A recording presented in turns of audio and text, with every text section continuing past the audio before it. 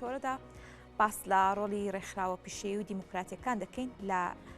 گەشەی کۆمەڵگەی کوردیدا کە لە دوتوێی ئەم کتێبەدا باس لە ڕۆڵی ڕێکخراوەکان کراوە بازەوە کراوکە ڕێکخراوەکان لە ئێستادا چۆن توانویانە کاریگەریان هەبێت لەسەر ناوەندەکانی بڕیاردان و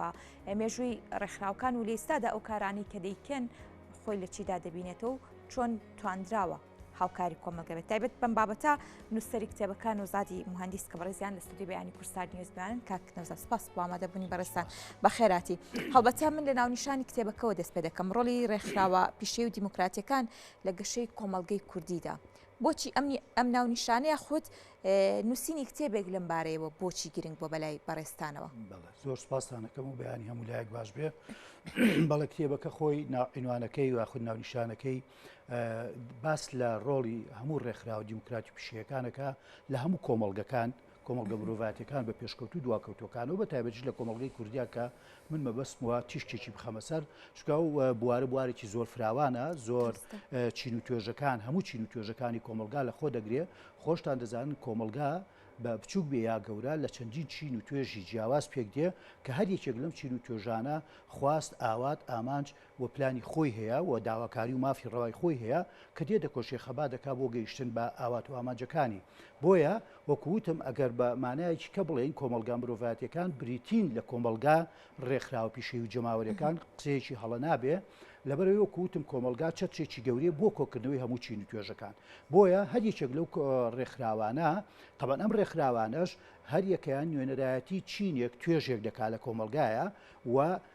ڕێکخراوەکان بۆ خۆیان بریتین وەکولەوەی بڵێن ماڵێک یاخود چەترێک بۆ کۆکردنەوەی هەموو ئەو پیشە یاخود هاوپیشانی کە لێ وەکو یەکن یا لە یەک و نزیکن هەمان ئامان هەمان بەرنامە هەمان خواستیان هەیە بۆیە لێرەوانێ دەبنە ئەوە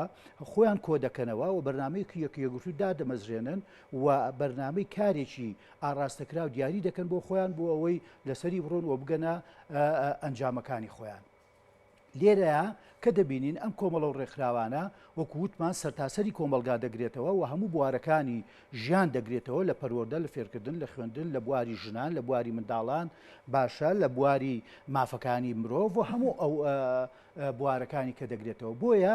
ڕۆڵێکی گەورەیان هەیە و من لەم ڕوانگەیەوە ویستومە تیشکێک بخەمە سەر ئەو ڕۆڵە گەورە و گرنگیان و بە هەندیان وەربگرین و لە تەفاسیلی کتێبەکەشا باسی چۆنێتی کارکردن و میکانیزمی کارکردنیان دەکەین و جیاوازیەکانیان چیە ئێمە چونکە چەندین جۆر ڕێکخراوی پیشەیمان هەیە دیموکراتیمان هەیە کرێکاریمان هەیە ئایا ئەم ڕێکخراوانە جیاوازیان چیە لەگەڵ پارتی سیاسیە هەدەف و ئامانجی ئەمان چیە و هەدەف و ئامانجی پارتی سیاسیەکان چیە بۆیە هەموو ئەوانە لە کتێبەکە باس کراوە و حەزم کردو تیشکێکی بخەمە سەر بەپێی پێویستەوەی فریا بکەین باسی کتێبەکە دەکەین بەڵام کتێبەکە چەند بەشی لە خۆ گرتووە کە باستم بابەتانەکراوە بە چەند بەش بەڵێ خۆی کتێبەکە لە 222 لاپەڕە پێک هاتووە لە 5 بەش تا بەش بۆتە سەر 5 بەش کە وەکو وتمان بەشی یەکەم باسی چەمکی سندیکا و کاری سندیکایی و جۆرەکانی سندیکا و خەباتی سندیکایی دەکەین دواتر باسی سەرهەڵدان و مێژووی سندیکا دەکەن دنیادا و لە وڵاتی خۆمان و لە وڵاتەکان ناوچەکەیە و دواتریش ڕۆڵی ئەم ڕێکخراوە پیشەی و دیموکراتەکان کە بابەتە سەرچێکەمان لە پێشخستن و گەشەی کۆمەلگا و چوارەمیش بەشی ڕێکخراوەکانی کۆمەلگای مەدەنی دەکەین و ئەخیریش ڕێکخراوە مەدەنیەکان و پیشەیەکان لە عێراق و لە کوردستانە بازەکەین و بەمە کتێبەکەمان کۆ کردوێتەوە لەو 5 بەشە. بەڵێ ئەگەر باس لە بەراوردکاریە بکەین ڕێکخراوەکانی با بڵێن کوردستان لەگەڵ ڕێکخراوی ئەو وڵاتانی دیکە کە باست کردووە هەر لە مێژێکەوەی هەتا ئێستا دەکرێت بڵێ ڕێکخراوەکانی هەرێمی کوردستانی شاوشێوەی ڕێکخراوەکانی وڵاتان توانیویانە ئەو کارانە بکەن کە پێویستە بۆ کۆمەڵگەی کوردی خۆی ئەگەر بگەڕێنەوەدادا مێژووی سەرهەڵدانی کاری ڕێکخراوی سندیکایی مێژووی دوور و درێژی هەیە چونکە ئەم چێ کۆمەڵە و ڕێکخراو و دیموکراتی و پیشەیانە لەگەڵ دروستبوون و سەرهەڵدانی سیستەمی خاوەنددارێتی و سەرهەڵدانی جەور و ستەم و چەوساندنەوە لەلایەن دەرەبەگ و فیوداڵ و سەرمایهدار و خانەدان و دەسەڵاتدارەکان و بەرامبەر چینە هەژارەکانی کۆمەلگا لە کرێکار و جوتیار و پیشەوەرەکان و دەستی پێ کردووە ئەم دەستپێکی ململانەی چینەکان کە بۆ خۆی دەگەڕێتەوە بۆ مێژوێکی دێرینی مرۆڤایەتی کە وەکو باز دەکەن دەگەڕێتەوەوانێ بۆچی قۆناغی کشت و کاڵی یاخۆ ئەوەی کەوا مرۆڤ لە ڕاو و شکارەوانێ پێشکەوتووە و هاتۆتە قۆناغی کشت و کاڵی وە لێرەوە ئیتر ململانەی چینەکان و دروستبوونی چینەکان و خەمڵاندن و چینەکان دروست بوون و چینی سەرمایه‌دار و بەدەسەڵاتدار دروست بووە لە بەرامبەر چینی مافخورا و پێشێل و کەنارگیرەکانی کۆمەلگا دروست بووە ئیدی لێرەوانێ ململانێ دروست بووە و هەر یەکەشیان وەکووتم بە ئاوات و ئامانج و ئاڕاستەی خۆی ڕۆیشتووە و کەوتونەتە خەباتکردن بۆ بەدەستهێنانی مافڕەوەکانیان بۆیە یاخود ئەگەر بگەڕێنەوە دواتریش بە زیاتر دەرکەوبە بە شێوەیەکی ڕێکخراوەیی چەمکی سندیکا و کاری سندیکای ڕێکخرا دەگەڕێتەوە بۆ ساڵی 1920 کە لە بریتانیا یەکەم ڕێکخراوی سندیکایی دروست بوو لە بەرگدرووەکان دواییش کۆمەڵەی ڕچنوچنی دروست بوو ئیدی لێرەوانێ ساڵی 1970ەکان بوو بە سەرەتایەک بۆ دروستبوونی کۆمەڵە و ڕێکخراوە پیشەیە جۆر بە جۆرەکان واتوانیان زۆر باش خەباتی خۆیان پێش بخەن بۆ مافەکانی خۆیان دابین بکەن لە بەرامبەر خاوەن کارگەکان و کارگە بەرەمێنەرەکان دوایش لە قۆناغی شۆڕشی پیشەسازی و دواتریش لە سەرەتای ساڵی سەدەی بیستە بە تەواوەتی کۆمەڵە و ڕێکخراوەکان لە دنیادا کاری باشیان کرد و خۆیان سەپاندە سەر بوون و ناوەندەکانی سیاسی و ناوەندی بڕیار بەدەستەکان لە دنیادا لە ئەوروپا وەکو وتمان لە ئەوروپا بەتایبەتی کە سەری هەڵدا ساڵی 1920 بوو دواتریش گەشەی کرد بەڵام لە ناوچەی ڕۆژهەڵاتی ناوەڕاست عەرەبی بە عێراقیشەوە بە هەرێمی کوردستانی شەوانێ دەگەڕێتەوە بۆ کۆتایی سەدەی 19 و سەرەتای ساڵی 19 سەدەی بیستەکان هەر یەکە لە وڵاتانی میسر و سووریا و دوایی مەغریب و ئیتر عێراق بۆ خۆی لە ساڵی 1920 یەکەم یاسای کۆمەڵە و ڕێکخراوەکانی دانا و لە ساڵی 1925 یەکەم یاسای ژووری پارێزەران دانرا و لە ساڵی 1935 وەکو یەکەم ڕێکخراو دروست بوو لە هەرێمی کوردستاندا بەداخەوە کە خۆتان دەزانێمە خاوەن دەوڵەت و سیادە و سەروەرنی داگیر و دابەشکراوین هەمیشە پاش کەوتەی دەوڵەت و دەسەڵاتدارە بەدەستەکانی وڵاتانی عێراق و تورکیا سووریا بووین بۆیە نەمانتوانیوە بە کامی دڵی خۆمان ڕێکخراوەکان بە شێوەیەکی ڕێکخراوی دیموکرایەتی دروست بکەین و بتوان کار بکەن و خەباتی خۆیان بکەن بۆیە سەرەتاکە دەتوانین بگەڕێنینەوانێ بۆ ساڵی دوای ڕاپەڕینەوە تویەک و دامەزانی حکوومەت یاریمی کوردستان هەرچەندە لە قۆناغەکانی شۆڕشی ئەیلول و شۆڕشی نوێی گەلەکەمانە بە لە ڕێگەی پارتەکان و حیزبە سیاسەکانەوە هەم لە پارتی دیموکراتی کوردستان لە شۆڕشی ئەیلول هەم یەکێتی نیشتیمانی کوردستان لە شۆڕشی نوێی گەلەکەمانە چەند کۆمەڵە و ڕێکخراوی دیموکراتی و پیشەیی دروست بوون وەکو خوێندکاران لاوان و قوتابیان و ژنان و مامۆستایان و جوتیاران و زانانی ئاینی و ئەوانە بەڵام هەموو ئەمانە وەکو ئەگەر سەیریکەن قۆناغەکە وای خواستووە قۆناغێک بۆ سەربەخۆنین چونکە یەکێک لە بنەما سەرەکیەکانی ڕێکخراوەکان کۆمەڵەکان بریتین لەبێت دەبنەمای دیموکراسیت لە کار و کردەوەیانەوە هەڵبژاردنیانە و ڕێخسی کاریاندا بۆیە دەتوانین لە دوای ساڵی 91 و دواتریش لە ساڵی 2023 و تەنانەت لە عێراقیشە خۆتان دەزانن طبیعەتی ڕژێم و دەسەڵات دیکتاتۆریەت بوو تاگڕەوی بوو خۆسەپێن بوو هەموو ڕێکخراوەکان هەبوون بەناو بەڵام هەمیشە پاشکەوتی سیاست و بەرنامەکانی حیزبی دەسەڵاتدار بوون لە یەکێک لە بنەماکانی ئاجاکراوەکانی کۆمەڵە و ڕێکخراوەکانی کۆمەلگای مەدەنی لەم سەردەمەیە بریتیە لەوەی کەوا کارێکیان بریتیە لە بەدواداچوون و هەڵسانگاندنی کاری دەسەڵات و حکوومەتەکان یاخود ڕەخنەگرتن و پیشاندانی خەلەل و کەموکوڕێکانی دەسەڵات و دواتریش ڕێخستنی چینی توێژەکانی کۆمەلگای مەدەنیە بۆیە ئەمە لە سەردەمی تاگڕەوی حیزبی بەعسان ناکرا جێبەجێ بکرێ بەڵام لە دوای ساڵی 2023 بەوەی عێراق سیستەمێکی دیموکراسی ئەوانەی هێناوەتەکایەوانێ ژمارەیەکی زۆر لە کۆمەڵە و ڕێکخراوی کۆمەلگای مەدەنی پیشەیی دیموکراتیەکان دروست بوون کە هەندێک ئاماری ساڵی 2019 دەگەیەنە 12000 ڕێکخراو لە هەرێمی کوردستانیشە بەپێی ئامارێکی 2019 تقریبا نزیکی 4500 ڕێکخراوی کۆمەلگەی مەدەنی هەیە کۆمەلگەی مەدەنی طبعا هەموو ڕێکخراوە پیشەیی و دیموکراتی و کرێکارەکانیش دەگرێتەوانێ و هەندێکیش دەڵێن 6000 و 8000مان هەیە هەموو ئەمانە کاریگەری باشیان هەبووە لە وشارکردنەوەی کۆمەلگاکەمان باشە کەواتە ئەکرێ بڵێ لە ئێستا بە تایبەتی لەم زەمەنی ئێستا ڕۆڵی ڕێکخراوە دیموکراتیەکان ڕێکخراوە پیشەیەکان ڕۆڵێکی کاریگەر بووە لەو پرسانەی کە پێویستە قسەی لەسەر بکرێت و هەڵوێستی هەبێت لە هەرێمی کوردستاندا حتمان خۆمان دەبینین زۆر جار دایمە دەسەڵات وایە طبیعەتی وایە لە ڕێگەی یاسادانانەوە چەند یاسایەک دەردەکا کە زۆر جار بە بەرژەوەندی دەسەڵات دەشکێتەوە بۆ نمونەیەکی سادە و ساکار قەتیسکردنی یاخود بچووکردنەوەی کەرت و بواری و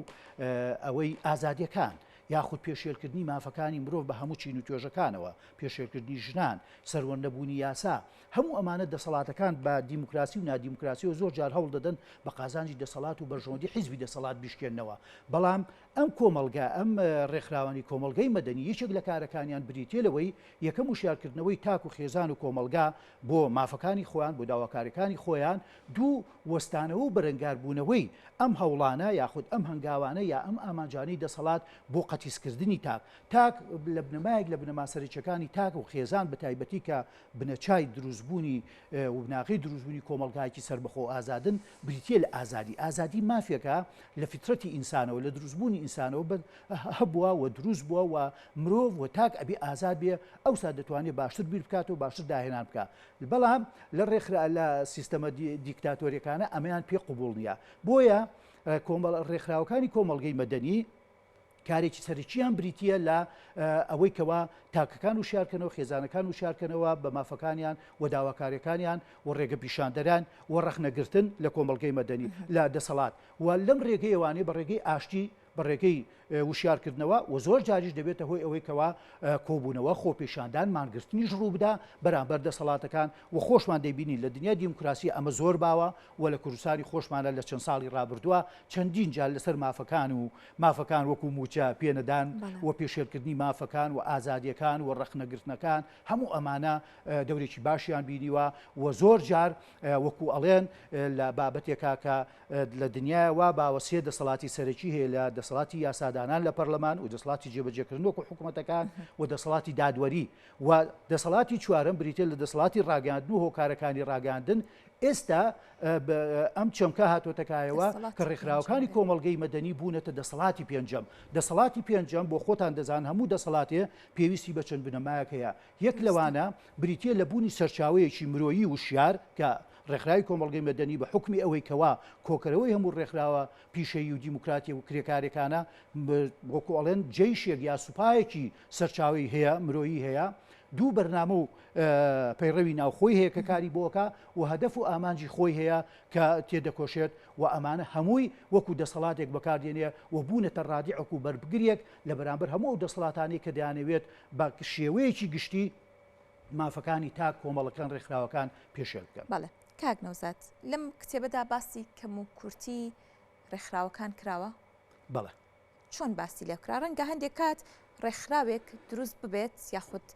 ڕێکخراوێک لەژێر سێبەری حیزبێکا کار بکات ئەمە کاری ڕێکخراوی قورستر ناکات یاخود ئاڵۆزی ناکات یاخود ئەنجام و پەیامەکەی تێک نادات؟ زۆر ڕاستم بە باسی ئەوم کردووە کە یەک لە سەرتاشەوە باسمان کرد کە دەبێ هەموو ئەو کەسانی کە لە چوارچێوەی کۆمەڵە و ڕێکخراوە پیشەیی و دیموکراتیەکانە کار دەکەن خاڵێکی زۆر گرنگ چەند خاڵێکی زۆر گرنگ هەیە کە جێی بکەنەوە لە پارتی سیاسی. پارتی سیاسی هەدەف و ئاماجی تاکتیک و استراتیژی هەیە هەدفێکی گەورەت و فراوانتری سەرتاسەری کۆمەلگای هەیە ئەم ڕێکخراوانە هەدەف و ئامانجێکی جوغزێکی یا ناوچەیەکی بچووکیان هەیە لە ڕێکخرا و کۆمەڵەیەک لە ڕێکخراوێکی پیشەیی یا دیموکراتیا خۆی دەبینێتەوە لە پارتی سیاسیە ئەندامبوون بریتیە لە ئارەزومەندانە بەڵام لە ڕێکخراوی پیشەییە بە حکمی ئەوەی کەوا بریتیە لە ڕێخستنی کاری پیشەیی و داواکردنی مافەکانت و پەیوەستە بە پسپۆڕەکەی خۆتەوە بە بڕوانامەی خۆتەوە ئارەزومەندانە نییە تەنانەت جۆری سزادانەکانیش لە پارتی سیاسی لە ڕێکخراوەکانە جیاوازە پارتی سیاسی هەندێک جار مرکزیەتێک هەیە کە لەسەروانێ بڕیارێک دەچوو دەبێت لە خوارەوە جێبەجێ بکرێ و زۆر جاران خۆسەپاندن قۆڕکاری دەسەڵاتیشێ لە پارتی سیاسیە بەڵام لە ڕێکخراوی دیموکراتیەکانە و پیشەکان دەبێت بنەمای دیموکراتی لە کار و پەیڕە و پرۆگرامیانە کاریانە خەباتیانە هەڵبژاردنیانە بەڕێوەبردنیانە بەڕێوە بچێ و پارتی سیاسی یەکێک لە جیاکارە سەرچەکان بریتیە لەوەی هەدەفی گرتنە دەستی دەسەڵاتەوە ئاڵوگۆڕی دەسەڵاتی ئاشتیانەیە بەڵام ڕێکخراوی پیشەی دیموکراتی یاخود کۆمەلگای مەدەنی هەدەفیان گرتنە دەستی دەسەڵات نییە بەڵکو وەکو وتمان تەنها ڕێخستنی پیشەکانیانە هاوپیشەکانی خۆیانە گەیشتنی ئامانج و مافەکانی خۆیانە خاڵێکی کە پارتی سیاسی وەکو وتمان دەبێت ئەوە بێ وەکو وتمان بەرنامەیەکی گشتگیرتری هەیە و هەدەفی دەسەڵاتە و زۆر جار لە ڕووی ئابووری و مادی و ئەوانەوانی هەوڵێک دەدا بۆ دەستکەوتنی مادی بەڵام کۆمەڵگەی ڕێکخراوی مەدەنی و پیشەوی دیموکراتی هەدەفێک لە هەدەفەکانیان بریتە لە خۆبەخشی و هەدەفیان بریتی نییە لە کۆکردنەوەی داهات و سەرچاوی ئابووریان بەڵکو تەنها وەکو وتم کارێکی خۆبەخشانەیە و خزمەتکردن بە کۆمەلگا و چینەکان لەم ڕێگەیەوانەیە بەداخەوانێ لە هەم لە هەرێمی کوردستان هەم لە عێراقیشدا زۆر لەو ڕێکخراوانە کەم و کوڕیانتیا هەبووە و ڕەخنە و گلەییان هەیە کە باسم کردووە و لێرەیە کە لەوانەیە ڕەنگ نییە خاڵ بە خاڵ باسی بکەین بەڵام ئەوەیە یەکێک لەوانە کە ڕەخنەکانیان هەیە ئەمانە زۆر جارم کۆمەلگا مەدەنیەکان و ڕێکخراوەکان دەچنە ژێر هەژمونی پارتە سیاسەکان و بە قازانجی ئەوان کار دەکەن کامەکارێکی هەڵەیە کارێکی خراپە وەکو جەنابت فەرموود دەبێتە هۆی پوکانە و بچووک بوونەوەی ڕێکخراوەکان و لە لادان لە هەدەف و ئامانجەکانی خۆیان و زۆر جاری تریش ئەم ڕێکخراوانە بەوە تاوانبار دەکرێن کە سەرچاوی داهاتەکانیان یان نادیارە یاخود لە دەستگا هەواڵگریەکان یا لە سەفارەت و قوسوڵخانەی وڵاتانی دەرەچیەوانەیە تحریک دەکرێن و پشتیوان دەکرێن بۆ ئەنجامدانی کارێک و کردەوەکان کە ئەمانە هەندێک خاڵن دەبێتە خاڵی وەکوڵێن لاواز یا کەموکوڕی بۆ سەر کۆمەلگای مەدەن بەڵام بە شێوەیەکی گشتی بینە سەرەوە ڕۆڵێکی باش و ئەرێنی و ئیجابیان بینیوە لە چەند ساڵی ڕابردووە. کاک نەوزات و کۆتا پرسیارم هەم لەسەر کتێبەکە هەم بە شێوەیەکی گشتی لەسەر ڕێکخراوەکان هەماهەنگی با بڵێن ڕێکخراوەکان لەگەڵ حکومەت بۆ تێپەڕاندنی هەنێ پرس و بابەت ئەمە تا چەندە گرنگە و تا چەندە لە کتێبەکەشدا بە کورتی و بە پوختی ڕێکخراوەکانی کۆمەڵگەی مەدەنی تەشبیهیەکەن بە پردێک لە بینی هاوڵاتیان یاخود شەقام بە شێوەیەکی گشتی لە بینی دەسەڵاتدا بۆ گەیاندنی داواکاری خواستەڕەوەکانی تاک و کۆمەلگاوە شەقام بە حکومەت و فشارخستنی سەر حکومت بۆ جێبەجێکردنی داواکاریەکان کەواتە ڕۆڵێکی ناوەندگیری دەبینن لە بینی هەردوو لایەنە کە ئەمەش بۆ خۆی دەبینێتەوە لەوەی کەوا بتوانن کار و چالاکی زۆر باش بنوێنن و حکومت وەکووتمان هەندێک جار ناچارکەن بە پاشگەزبوونەوە لە هەندێک بڕیار و بتوانن داواکاریەکانی چین و توێژەکان لە کۆمەلگا جێبەجێ بکەن و بەمەش دەبنە نوێنەری ڕاستەقینەی کۆمەلگا و شەقام و ڕێکخراو پیشەیەکان بۆی بەڕاستی وەکووتم